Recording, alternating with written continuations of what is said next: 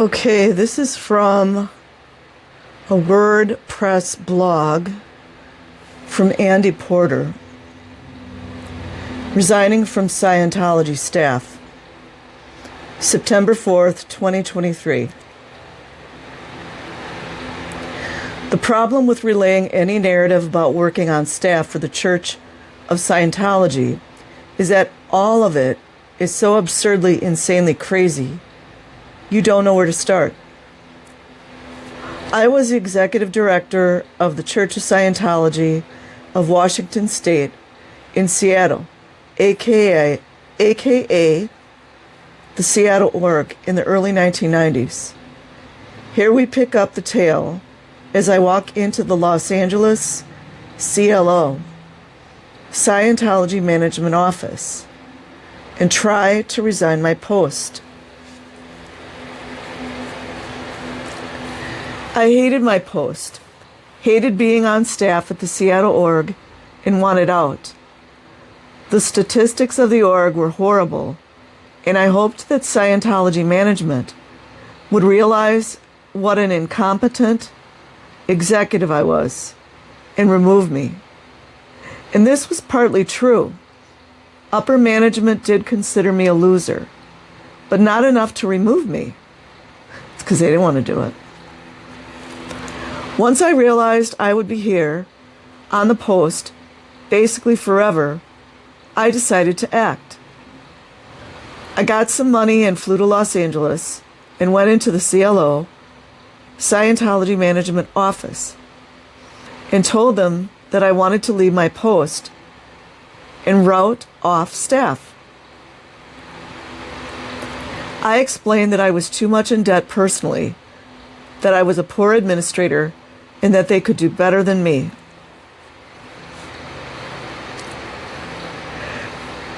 The Sea Org person assigned to get me to come to my senses and stay on staff was Gavin Potter. Gavin was involved with the insane recruitment cycle that started me on this road to despair, but I don't think he remembers me. He asks why I want to leave staff. I have carefully prepared for this moment, knowing full well what's coming. I try to sound as sorry and sincere as I possibly can, like I am totally distraught at the idea of not being able to stay on staff any longer. I tell him I don't want to leave staff, but I have to, due to being in a mountain of debt. I promise him that as soon as I pay off my debts, I will return ready to go. Clearly, Gavin has heard all of this before. He looks over at me with a pitying sneer. Standing, he tells me to walk with him to the staff canteen. Walking side by side, he tells me flat out that I can't leave staff. Planet Earth is messed up, and we're the only ones who can save it. How many times have we heard this one, you guys?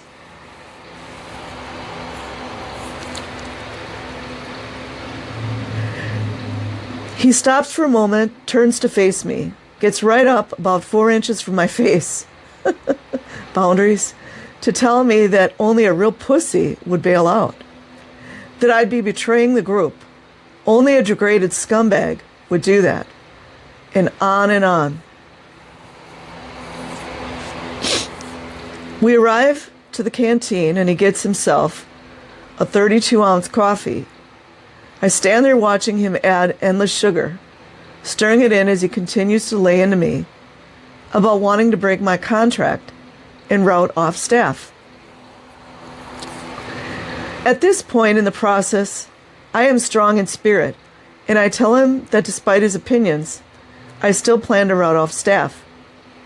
He is completely surprised that I could possibly think to disagree with him. Narcissist much? Outraged, he starts berating me and jerking his arms about. He manages to spill the entire cup of coffee all over his white uniform. He jumps up from the seat, coffee streaming everywhere, and screeches at me. "This was you! You did this! with your fucking evil intentions. It's dead quiet. Everyone in the canteen is watching us. He looks up, surveying the room. Slowly, his death gaze turns my way. I'm sitting rigidly still, using every bit of self-control not to laugh. I'm squeezing every muscle, like I'm trying to suppress a fart. I can't help it. A smile escapes me, and then a giggle squirts out. As soon as he sees me smiling, that's it. The floodgates open, and he unleashes a tirade of cursing and threats. It gets rather ugly. With a horrible sneer on his face, he says that I will get cancer and die, or become a child molester or drug addict if I ever leave staff. The fact that I can't stop smiling eggs him on to further meanness. This goes on a while as he tries to clean up the mess. He barks at me, ordering me to follow him back to the management office. As we walk back to the office, he marches 3 paces ahead. That's that complex, you guys. At first, I try to keep up, but he stops to tell me that I'm supposed to follow along behind him like a dog.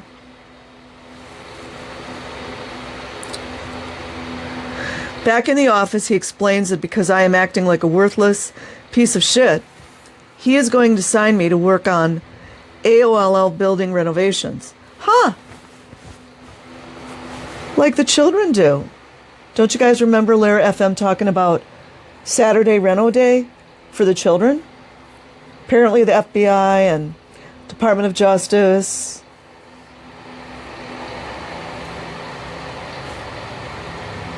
Child Protective Services, all of them are fine with all that. Children should renovate. He's going to sign me to work on AOL building renovations, 16 hours a day, until I come to my senses. Could that be the RPF, you guys? Just to give you some idea of how supremely batshit crazy I was at the time, I was $40,000 in debt. All of it was for food and rent, so I could stay on staff full time. My average pay as a Scientology staff member was $150 a week.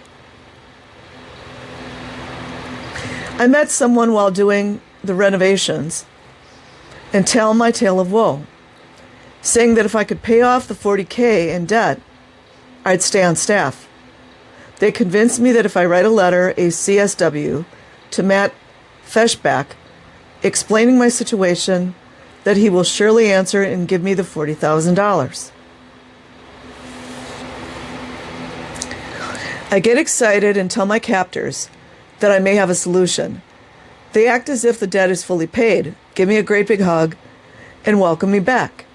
And immediately, I am sent to Pasadena org to make the staff there comply to orders for something.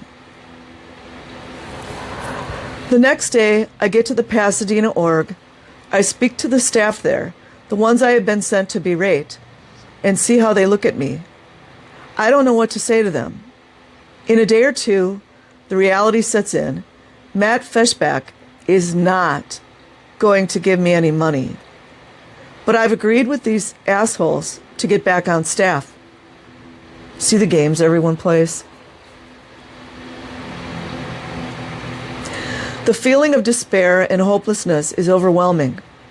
I go for a walk, cross over a freeway overpass. Looking down, I get an idea. I head back to the Pasadena org, collect my belongings, walk back to the freeway, and start to hitchhike home to Seattle.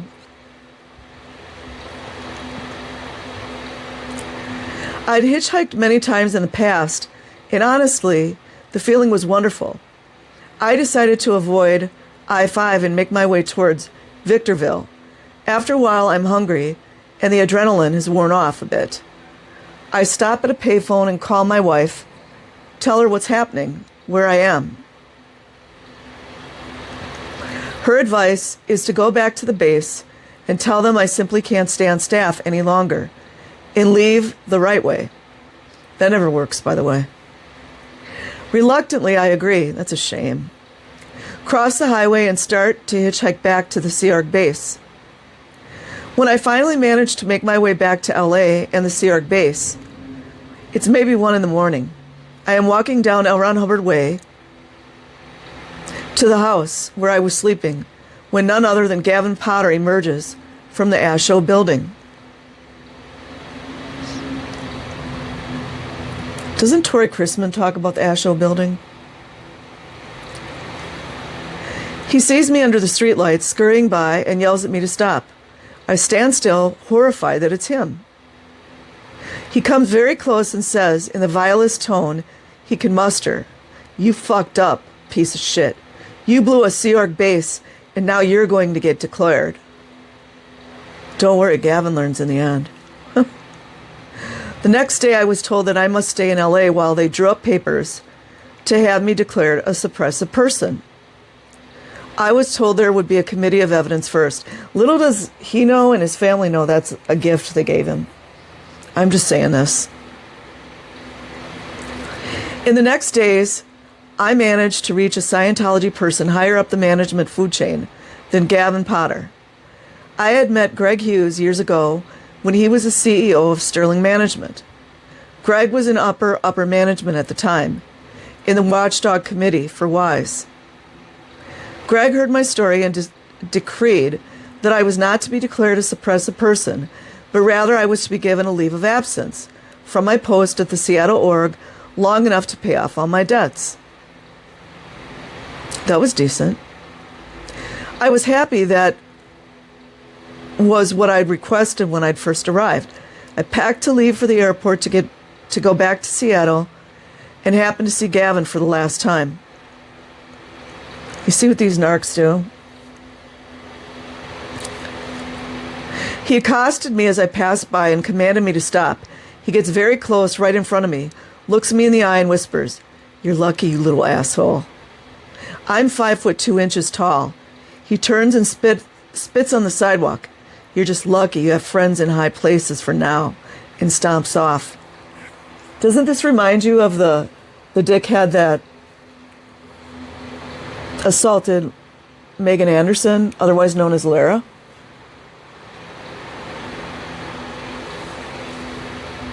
This all took place more than 30 years ago. A lot has happened since then. I hadn't thought of Gavin in a long while. Then yesterday, while in line at the grocery store, I spotted the current issue of the National Enquirer. The front page headline reads, "Scientology Child Sex Scandal Explodes." It should be child abuse, by the way. There's no such thing as a child sex scandal. I mean, people need to get it together. An adult abusing a child, that's not a scandal. Starring Gavin Potter. Twisted recruiter targeted young girls. That would be children. That would be children. Repeated RAPES and forced marriage. Both of those go together, by the way. Church ordered chilling cover-up.